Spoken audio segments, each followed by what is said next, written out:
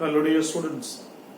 As you all know, we are doing chapter number 5 now, magnetism and matter. In the last video lecture we studied about how the study of magnetism is quite related to the study of electrostatics. In the last video lecture we also discussed that a current loop can be considered as a magnetic dipole and its magnetic moment is given by small m is equal to NIA, which is a vector quantity. And for direction I have told you the rule. If the direction of current is in anti-clockwise, then you have to curl your finger along the current. The extended thumb will give the direction of area vector as well as magnetic moment. So for this, the direction of magnetic moment is perpendicular outward from the board, and if the current is clockwise, then you have to curl your finger along the current. The extended thumb will go inside. Is it clear? So basically inside, the magnetic moment of this loop is inside. That all we have discussed in the last video lecture. Today we are going to discuss a very important topic, and that topic is magnetic moment of a revolving electron. Magnetic dipole moment of a revolving electron. Magnetic dipole moment of a revolving electron. Revolving electron. Basically, we are talking about those orbits in which an electron revolves. Okay. Suppose an electron is revolving in orbit or in a closed path. Okay, the radius of the closed path is smaller and it is revolving with a velocity v.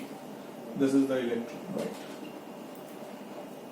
This speed remains constant, okay, throughout its motion, but velocity keep on changing because direction of velocity keeps on changing. That we have studied in uniform circular motion. Okay. Now we have to calculate what is the magnetic moment associated with this electron. Why there is a magnetic moment? Because electron is revolving on a circular path. It is completing path, means basically it is producing or it is equivalent to some amount of current because charge is going on a closed path. So first of all, that current has to be calculated. Then after the formula for magnetic moment that we have learned in the last video lecture, M is equal to NIA, we are going to apply that. Is it clear?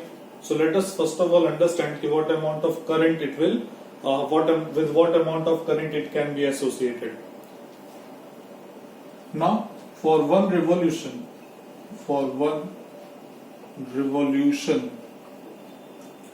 current I is equal to what? Q by T. This is your basic formula. Let us apply this one. I is equal to what is the charge? E, and for one revolution what is the time? Time is capital T. Or I is equal to E upon T is what? 2 pi small r upon V. V will go in the numerator. The equivalent current is what? EV upon 2 pi r. Okay. Now magnetic moment can be given by magnetic dipole moment can be given by, how we can? Small m is equal to, formula says small m is equal to NIA. For one revolution, n is what? N is total number of turns. For one revolution the value of n is 1, value of I is EV upon 2 pi r, and the value of A is pi r square. One r will be cancelled, pi and pi will be cancelled. M is going to be EVR upon 2. This is the magnetic moment associated with the electron if it is revolving in the orbit or if it is revolving on a circular path, right? But the thing is, if we are discussing about orbit, for orbits the value of velocity and radius of the orbit is quite difficult to calculate. So we'll try to eliminate V and R by a very specific thing, when it comes to orbital movement of electron, and that thing is angular momentum. Okay, so let this be question number 2, and let us consider a very important law related to this orbital movement of electron. And what is that? We know that the angular momentum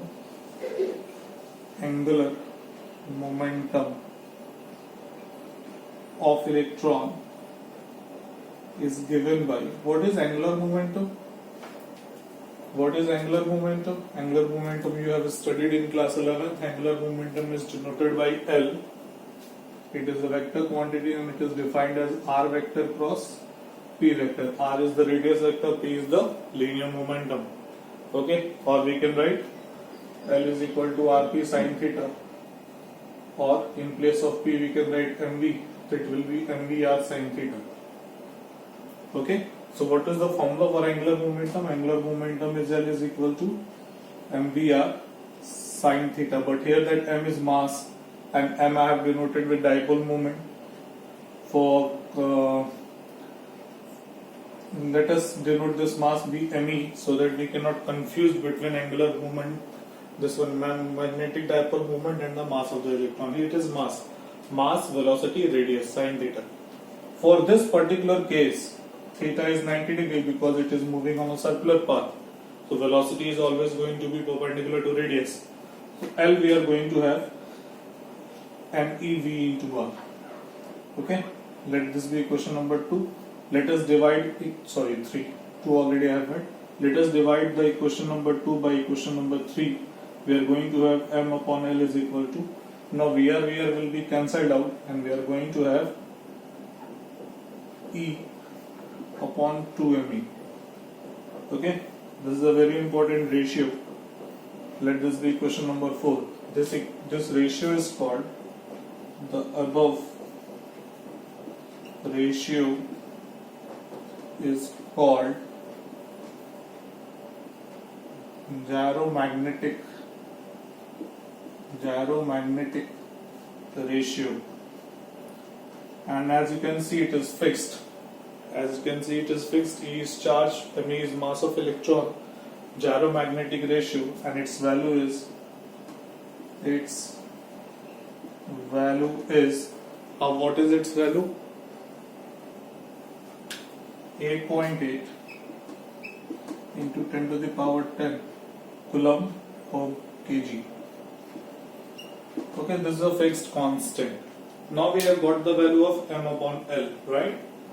Now, but we have to get the value of m, magnetic dipole moment. How that magnetic dipole moment will be calculated, let us see.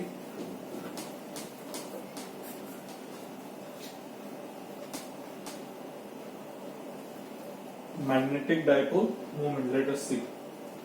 Now value of m and value of L, also from a very famous equation, Bohr quantization condition.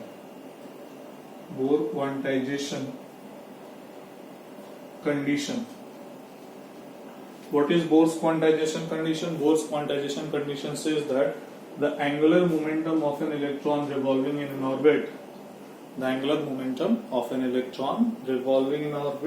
is an integral multiple of h upon 2 pi, where h is what? Planck's constant,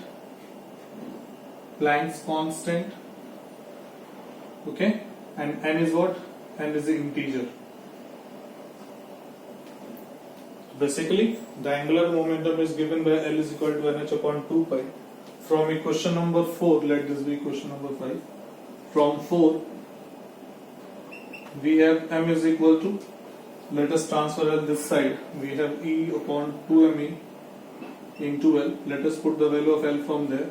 M is equal to E upon 2me into nh upon 2 pi. Finally, we are going to have m is equal to meh upon 4 pi me. So this is the angular momentum associated with an electron revolving in the nth orbit. Okay, For nth orbit, the angular momentum is nh upon 2 pi. So this is the basically the angular, this magnetic dipole moment of an electron which is revolving in the nth orbit. For increasing m, the value of m increases. Angular dipole moment, magnetic dipole moment increases with the increase in the number of the orbit. Is it clear? M is equal to nh upon 2 pi me. This is what the magnetic dipole moment of an electron revolving in the orbit is. Okay. If we apply this equation for hydrogen, okay, hydrogen is a special case, all we know. When it comes to Bohr's, all conditions, Bohr's model, then hydrogen, his model is very good. It explains the stability of hydrogen atom and hydrogen spectrum as well. Okay, for hydrogen atom and its first orbit n is equal to 1. M is going to be n is equal to 1 EH upon 4 pi me. This is called Bohr's magneton. And again, all these things are constant over here. The value of E, we all know, 1.6 into 10 to the power minus 19 coulomb. The value of H is 6.634 into 10 to the power minus 34 joule second. The value of mass of electron is 9.1 into 10 to the power minus 31 kg. Value of pi we all know. When we solve it, when we put all these values and when we solve it, we'll get 9.27 into 10 to the power minus 24. The unit of m is ampere meter square. This is what the magnetic dipole moment of electron revolving in the first orbit of hydrogen atom, and that's why it is called Bohr's magneton. Okay, in the exam, Bohr magneton has been asked a few times. You have to understand what is Bohr magneton. It is the magnetic moment associated with electron revolving in the first orbit of hydrogen atom, and its value is given by 9.27 into 10 to the power minus 24 ampere meter square. So this is all about magnetic dipole moment associated with an revolving electron.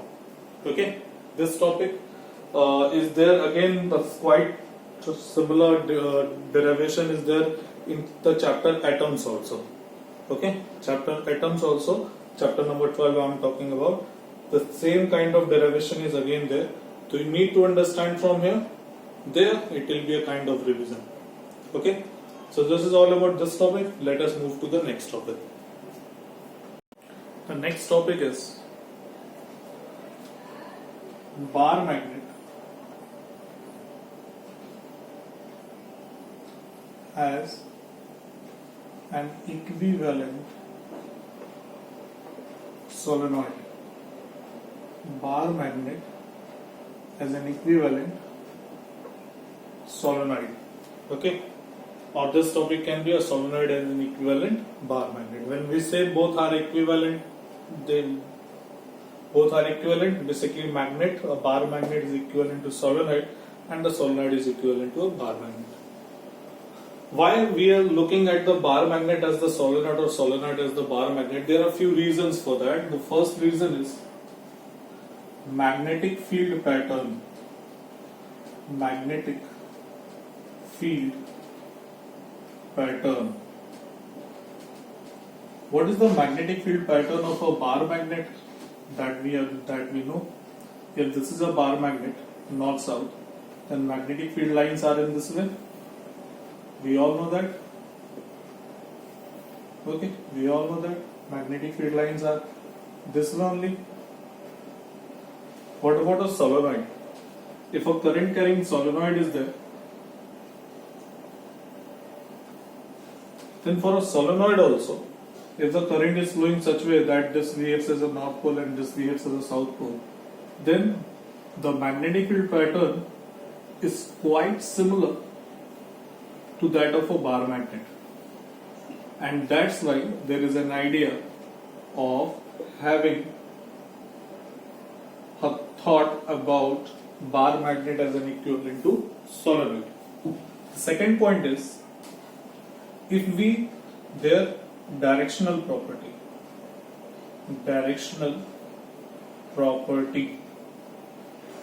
what we say? We say that if a bar magnet is hung freely, suppose a thread is tied over here, and when we leave it to rotate freely, then it always stays in north-south direction, right? It is the property of a magnet. Same goes with solenoid also. If a solenoid is hung freely, it always stays in the north-south direction. Basically, what I am trying to say is, there are some similarities between a bar magnet and a solenoid. To form a belief that a bar magnet can be treated as an equivalent solenoid, or a solenoid can be treated as an equivalent of bar magnet, will prove the magnetic field at the axial point of a solenoid. If it comes to equal to, what we are going to prove? Magnetic field at an axial point. What is the formula for magnetic field at an axial point? The formula is B is equal to mu naught upon 4 pi 2m upon r cube. For a magnetic dipole, this formula is there, when r was very greater than the length of the solenoid, the length of the axis, right? So this formula can be applied for axial point of the magnetic field of a bar magnet. If the same formula comes for this also, then we'll say that these are equivalent. We'll try to prove magnetic field at an axial point due to a solenoid. Okay? And then this formula if comes, then we'll say that they are equivalent to each other. Okay? So let us prove magnetic field at an axial point due to a solenoid.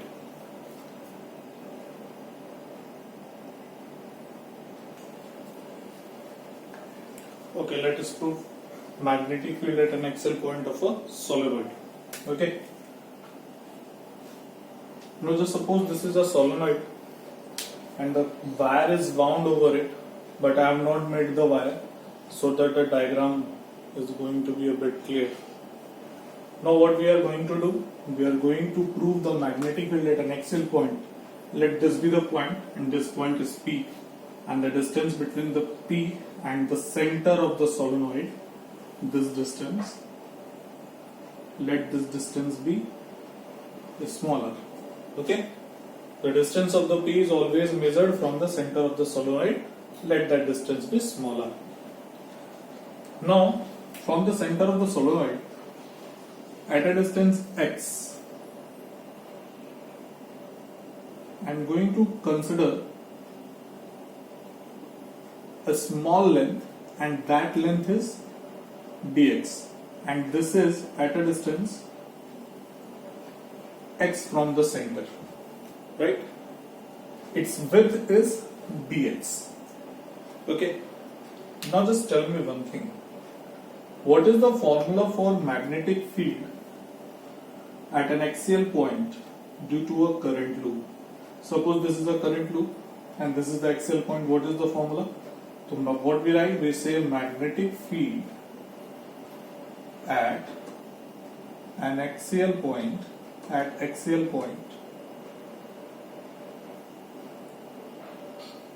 due to a loop, due to a current loop, more specifically, is, we say B is equal to, if this distance is x, this is a, the radius, B is equal to mu naught Ni a square upon 2 a square plus x square to the power 3 by 2. This is the formula which we are going to use there. Now this is a current loop.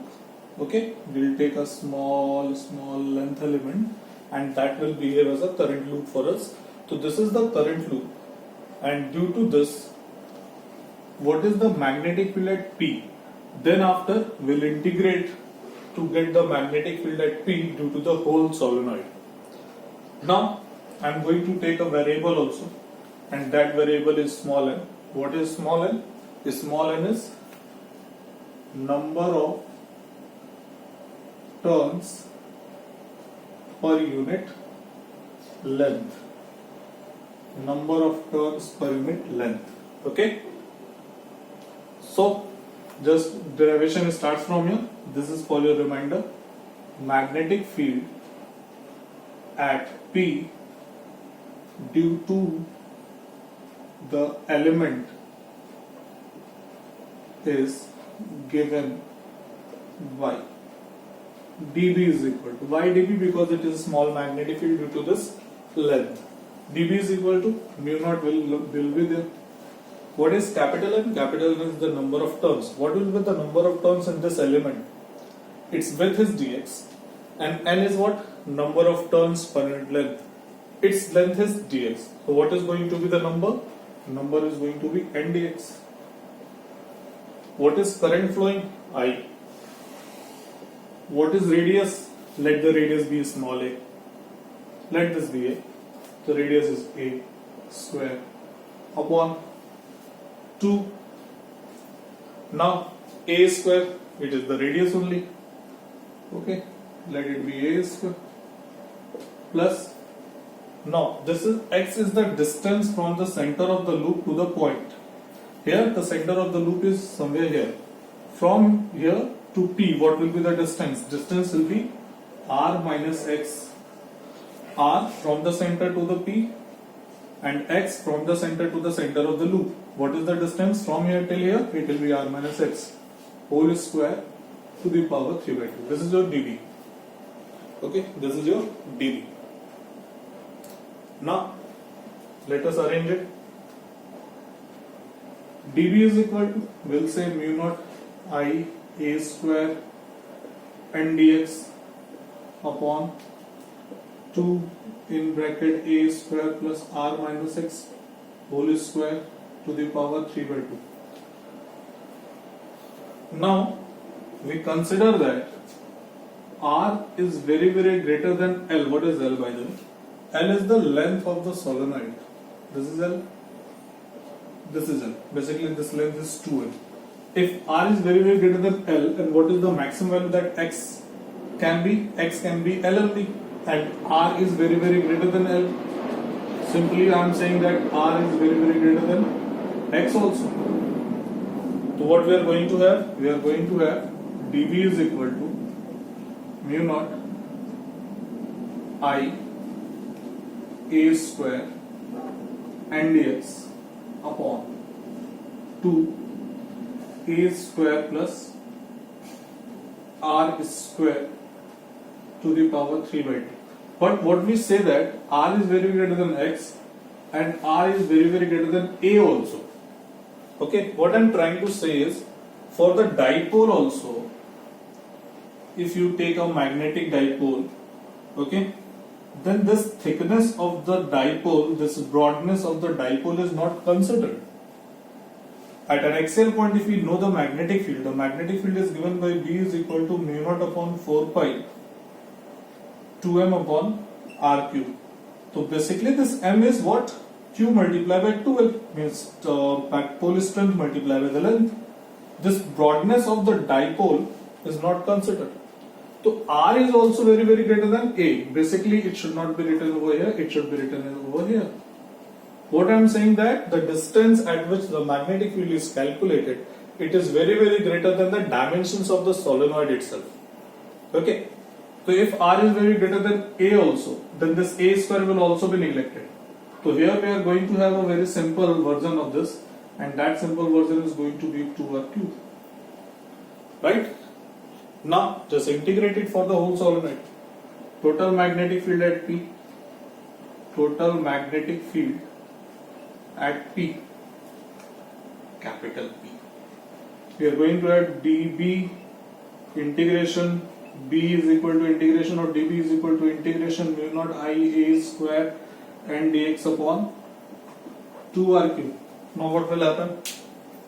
What will happen? Mu naught upon 2 mu naught I a square upon 2r cube, and all these will be out of integration, and we are going to have B is equal to mu naught I a square n upon 2r cube. In integration only x dx will be left, and not dx. The limit of dx will go from here till here. So from here till here it is minus L. From here till here it is L. the limits will go minus L to plus L. So when we integrate dx, what we are going to have? L minus minus L, it will become L plus L. Okay. So here it is going to be b is equal to mu naught I a square into n, L plus L becomes 2L whole upon 2r cube. Now 2 and 2 will be cancelled out. 2 and 2 will be cancelled out. And no, let that 2 will be there. Okay, we'll use that. N into 2L, here it is 2r cube. Now n multiplied by 2L, it is total number of turns, right? Small n is what? Number of turns per length. 2L is what? Total length. When we multiply it, what we are going to have? We are going to have total number of turns. So this expression can also be written as mu naught Ni a square upon 2r cube. Now I am going to multiply by 2 pi in the numerator as well as in denominator. I am going to have mu naught Ni, okay, into 2 I am going to multiply it over here. It is going to be 2Ni pi a square. I have multiplied by 2 pi and I have adjusted a bit. Here it is 2 pi will be multiplied, it will become 4 pi r cube. Now pi a square will be area. It will be mu naught upon 4 pi now into 2Ni capital A now. Capital A is area upon r cube. Now what is Nia? Nia, this is your magnetic moment of a current loop. We are going to have B is equal to mu naught upon 4 pi 2m upon r cube. The formula is same for the magnetic field at the axial point of due to a solenoid. Okay. So basically from here what we have learned that the magnetic field due to a solenoid and a bar magnet is same. The expression is same. So from here we conclude that the magnetic field due to a solenoid and the magnetic field due to a bar magnet is equivalent, and that's it's same, and that's why we can say that the magnetic field, the bar magnet and solenoid, they are equivalent to each other. Okay, so this is all for the day now. Now let me tell you, this chapter is probably half the chapter is finished. I'll take 2 more lectures to finish the chapters, right? And then after we will start the next one. The syllabus is running. You better run with me, okay, in order to finish the syllabus in time, and so that we can have a revision session also. Okay, this is all for the day. Thank you.